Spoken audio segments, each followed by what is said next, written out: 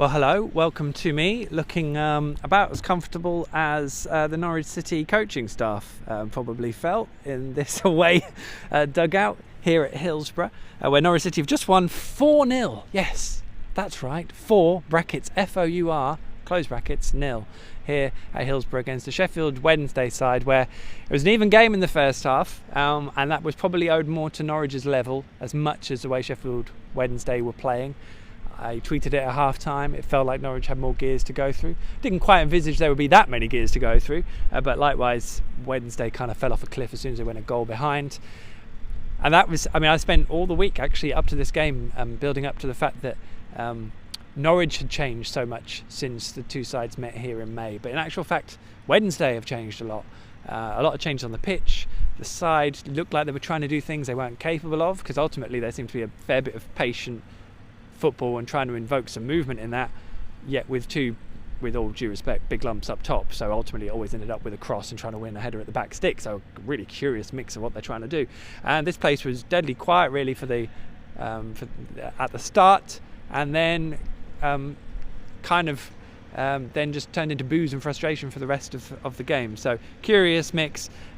Wednesday, Josh Lukai, I can't see him lasting the pace. There's going to be a change here, because if they keep playing like that, they're going to get relegated, and their form has dropped off a cliff. Of course, for Norwich, quite the opposite. That is the first time they've scored 4 goals away from home in the league since the opening day of the 2016-17 season, when they thrashed Blackburn, which was of course after relegation, and the first time Norwich won by 4 clear goals in the league away from home since beating Ipswich 5-1 on Maundy Thursday back in 2011. I think Paul Lambert was in charge then. I don't know what happened to him.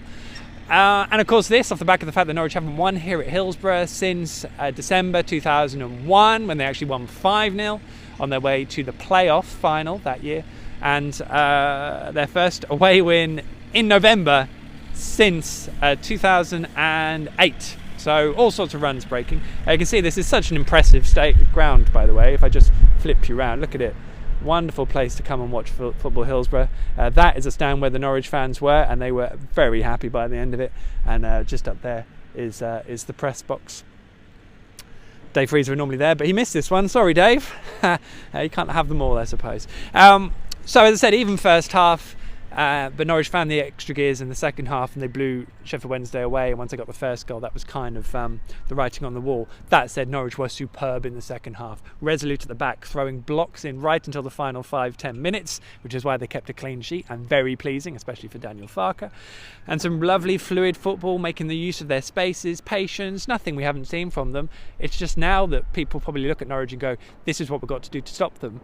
Stopping them, however, is proving a difficult task. And we were talking about the first goal being crucial, but as Daniel Farke said, well, actually, against Villa and against Forest, it wasn't, because Norwich came back to win. And so you've now got a side that are getting ahead and blowing sides away or keeping hold of their lead, and also when they go behind, coming back and winning.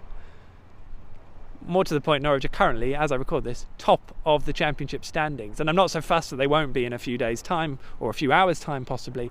But again, it was just this momentum of points in the bank that is giving Norwich such a platform to achieve whatever they want to this season. And that is quite the position to be in. The goals, 2 of them coming from Teemu Pukki. The first one, I've got to try and recall them all now. The first one came from Maurice Leitner's shot that I think Mario Vlancic tried to flick.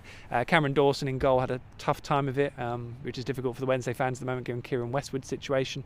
The ball sort of was parried out to Teemu Pukki at the far post. He slotted home.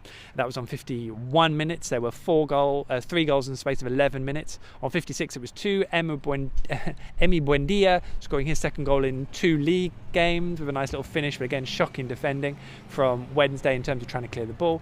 The third one then was a wonderful break from Max Aarons, playing a 1-2 with Mario Vrancic, who did okay on his return to the side and did some good things. Played a nice one too, and then the ball crossed to Teemu, who's just about stayed onside, and slotted home again, no worries. And then Dennis Srbeny came on for Teemu Pukki, and within, I would guess, 20 seconds, had slotted home after Dawson's botched clearance and Mario Vrancic popped him through. So they're the 4 goals. That final goal was on 72 minutes. Off the top of my head, I might have got that wrong, but there was still a bit of time. Norwich probably could have added to it, but for them to go and win like a score like this away from home under Daniel Farke is something we haven't seen before. It's a new level and a real ruthlessness that we can take a lot of pride from, because Norwich have come up against sides that have been really struggling before and failed to put them away. So the one botch, of course, here was Norwich should have been ahead after just 6 minutes. Mario Vrancic taking a penalty. He's openly said he likes hitting them down the middle because stats prove it's a good place to go. Probably not when you bobble it along the floor, though. So it was a bit of a botch there, and of course the penalty issue will come back to haunt them unless they get their heads around doing something different and more clinical in front of goal, because they're passing up opportunities. And if we do consider this to be a season where Norwich are going to be really pushing on at the top end, of course those opportunities, there'll be more pressure on them and they'll come up against good sides and they'll need to take them. So but we're not going to dawdle on that, because hopefully the club will get a bit of time to work on it. And of course they've got a full week now before Millwall visit Carrow Road, in a game where you'd like to think Norwich are going to be considerable favourites, and they're also going to be top of the league. So the whole dynamic of this season is changing at the moment. Of course, even if Norwich are second, third, it doesn't matter. The dynamic of the season is changing in terms of what Norwich could possibly achieve. It's a relentless march of points. It's a relentless goal-scoring season so far for Teemu Pukki. They look competent and well coached all over the pitch, regardless of who is playing in the side. And I've got to be honest, it's a joy to watch them at the moment. All we can say is long may it continue, because even when it's stodgy, you feel that there are goals in this side. Loads more of an analysis, if I can say the word, and reaction over at PinkUn.com now on the new app, and of course over the course of the week leading up to Millwall, which is then the last game before the 3rd international break of the season. Wouldn't it be nice to think of Norwich sitting top of the league heading into an international break in November? God blimey.